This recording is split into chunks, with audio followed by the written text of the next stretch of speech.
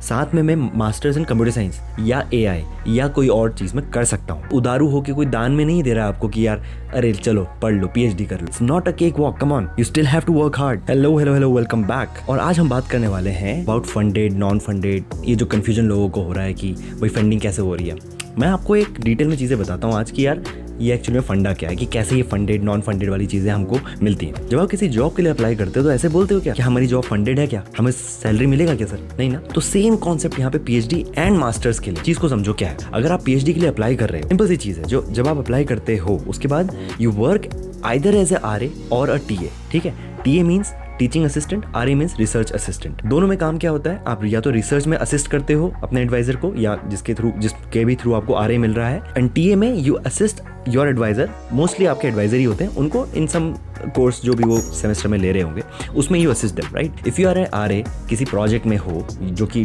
आपके एडवाइजर ने किसी प्रोजेक्ट के लिए अप्लाई करा होगा, जो कि जिसमें कि फंड अप्रूव हुआ होगा, tuition fees, health insurance and stipend comes from that project funding, वहां से आपका ये सब होता है। This is how your PhD is funded in US. ये चीज़ें वेरी कर सकती हैं, अलग हो सकता है, मुझे नहीं पता, बट जितना मेरी नॉलेज है, जिसके बेसिस से मैंने देखा है, और जितना मैंने देखा है, जितना भी फंडिंग होता है वो इसी तरीके से आता है। सो यू आर नॉट, किसी ने आके आपको देखा कि यार वाह यार कितना कमाल का प्रोफाइल है, क्या बढ़िया पेपर लिखा है, वाह क्या प्रोफाइल है, इसको तो मैं पैसा दूंगा। ऐसा नहीं होता। आपको अगर फंडिंग मिल रही है तो you are doing work for that. उसके एवज में, उसके बदले में आप आरए हो, टीए हो, आप कुछ काम कर रहे हो, उस काम के बदले में आपको वो सब पैसे मिल रहे हैं, ऐसे मिल रहे हैं। कोई उदारू होके कोई दान में नहीं दे रहा आपको कि यार अरे चलो पढ़ लो, पीएचडी कर लो। नहीं नहीं नहीं, ये नहीं हो रहा है भैया। तो ये कंफ्यूजन दिमाग से निकाल दो यार कि फंडेड के लिए कैसे अप्लाई करें। पीएचडी के लिए अप्लाई करना है, वो फंडेड ही होगा। अगर नहीं होगा तो प्रोफेसर बोल देगा कि मेरे पास फंडिंग नहीं है, खुद ही मना कर देगा, वो नहीं लेगा। वो क्यों किसी को लेगा, ऐसे लेगा। एंड कौन बेवकूफ होगा जो कि $16,000 की फीस देकर यहाँ पे पीएचडी करने आएगा? कौन बेवकूफ होगा? कितने लोगों को ये नहीं पता। पहली चीज, अगर आपका एम है कि आपको पीएचडी करना है और आप अभी बैचलर्स में हो, तो आप डायरेक्टली पीएचडी के लिए अप्लाई कर सकते हो, प्रोवाइडेड आपकी प्रोफाइल अच्छी हो, कोई रिसर्च पेपर आपके पास हो, आपने रिसर्च की, आप कहीं इंटर्नशिप करी हो, आपका अच्छा प्रोफाइल अगर हो, तो जाहिर सी बात है आप डायरेक्टली पीएचडी के लिए अप्लाई कर सकते हो। कैसे करते हैं, क्या कैसे होगा? फिर वही चीज़ है, अरे रीच आउट तो करो यार प्रोफेसर को। आधे लोगों के दिमाग में ये स्टिग्मा है कि मैं मेल कैसे कर सकता हूँ प्रोफेसर को। क्यों मेल क्यों नहीं कर सकते, मुझे समझ नहीं आता। आधे मेरे इंडिया से जो कई लोग कहते हैं अरे मेल करके हो जाता है क्या? क्यों? क्योंकि वो एक, मैं बताता हूँ ना, ये डर मुझे भी था, सबको होता है कि यार प्रोफेसर को मेल कैसे कर लें, सर को मेल कैसे कर देंगे, वो क्या सोचेंगे हमारे बारे में।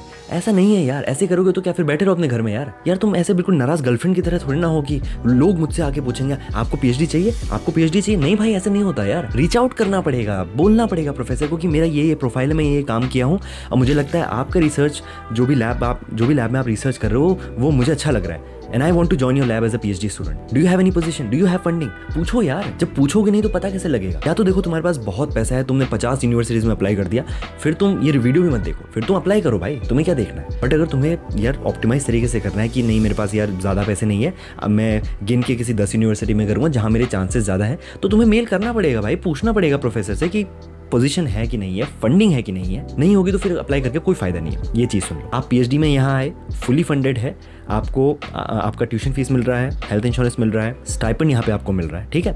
उसके अलावा आप क्या करो, जो भी मास्टर्स की रिक्वायरमेंट है जिस भी डिपार्टमेंट की, and it doesn't have to be from your own department. मैं सिविल इंजीनियरिंग से हूँ, मैं पीएचडी इन इंटेलिजेंट इंफ्रास्ट्रक्चर कर रहा हूँ, या ट्रांसपोर्टेशन कह लो।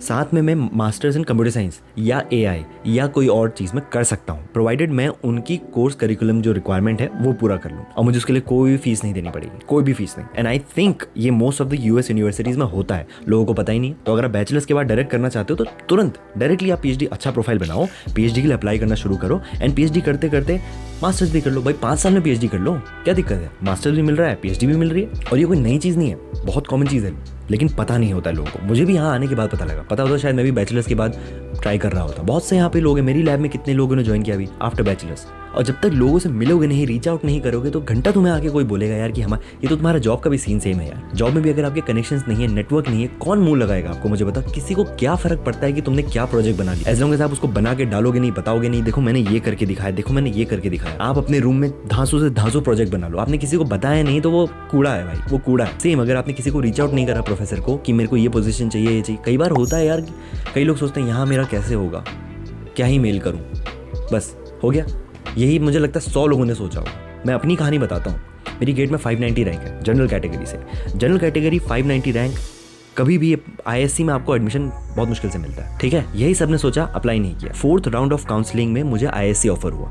अगर मैं भी यही सोच लेता जो मुझे बाकियों ने कहा था कि यार इस रैंक में तो मुश्किल है, क्या ये भरने का फायदा है, अगर मैं नहीं भरता तो क्या मुझे IISc मिलता? तो मैं चीज कह रहा हूँ, अपॉर्चुनिटी हम खुद ही छोड़ देते हैं। अरे ठीक है, ऐसा होता होगा, हम तो भाई अप्लाई करेंगे, हम तो भाई मेल करेंगे, हम तो मैसेज करेंगे, नेटवर्किंग बनाएंगे। तो ये एटीट्यूड लेके चलना है। ये नहीं सोचना कि यार किसी ने कुछ कह दिया और फिर बोला कि हाँ यार सही बोल रहा होगा, ऐसा होता होगा। ये सोचा होता तो मुझे आज IISc नहीं मिलता। मेरे साथ एक ब्रांड वैल्यू नहीं जुड़ती IISc की, यार ये बंदा IISc से है, एक इम्पैक्ट आता है। फिर से लोग पूछते हैं मेरे पास रिसर्च पेपर नहीं है, मैंने कहीं इंटर्नशिप नहीं करी, मेरा मास्टर्स बहुत अच्छे से नहीं पढ़ा है, मेरे GPA बहुत कम है, मैं कैसे फुली फंडेड PhD ले सकता हूँ? अब इतना सबको बताने के बाद अगर मुझे, अब मैं ये फैमिली शो है, मैं गाली नहीं देना चाहता हूँ, बट मैं बताना चाहता हूँ यार ये बहुत गुस्सा दिलाने वाली बात है। ये क्या बात है ये बताइए, बताओ। मतलब कोई बंदा कह रहा है कि मुझे ये चाहिए तभी मैं आपको जॉब दूंगा, PhD दूंगा, आप कह रहे हो मेरे भाई ये नहीं है, अब कैसे मिल जाए मुझे बता दो। अरे यार क्या, थोड़ा सेंस ऑफ रियलाइजेशन होना चाहिए खुद में भी। आपको जब शीशे के सामने खड़े हो तो देखो तो सही, खुद को इवैल्यूएट तो करो। आउट ऑफ द ब्लू अगर सोच रहे हो कि यार आज सुबह उठे और बोला कि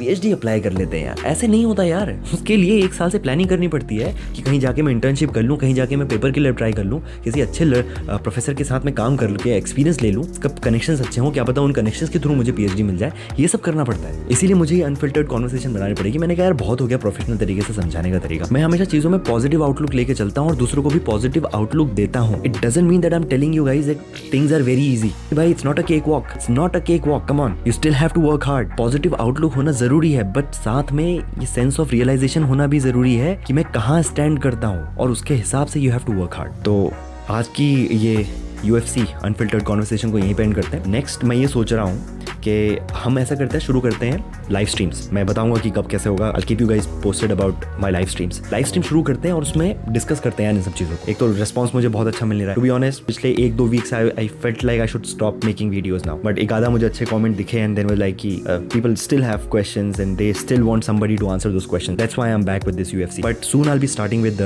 लाइव स्ट्रीम्स। अभी मेरा जो मकसद है मकसद नहीं बोलना है, अभी जो मेरा मकसद है वो ये है कि ज़्यादा से ज़्यादा लोगों के साथ मैं कनेक्ट कर पाऊँ और वो लोग समझ पाए मैं क्या बोल रहा हूँ। That's it, that's all I want. End of course I want many subscribers, I want many views. बाद में मोनेटाइजेशन करेंगे, अभी ये एम नहीं है। That's all in today's video. See you in the next video. Till then, bye-bye. Don't wanna sleep in, 'cause I got something to prove. I gotta take what I hate and finally make a move. I think of you and all the shit you don't do. Well, I'm